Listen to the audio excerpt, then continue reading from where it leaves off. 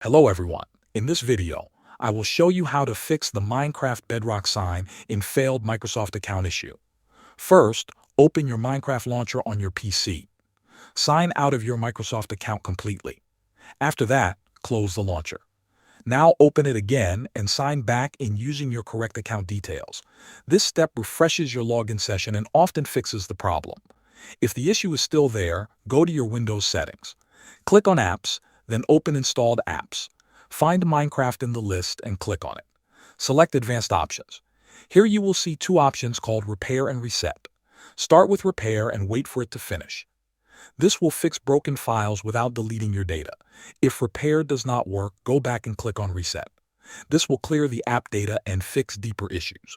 After that, open Minecraft again and sign in. If nothing works, the last step is to reinstall the game. Go back to Installed Apps and uninstall Minecraft. Then restart your computer. After restarting, download and install Minecraft again from the official launcher. Open it and sign in with your Microsoft account. One of these methods should fix the sign-in problem on your PC. Thanks for watching.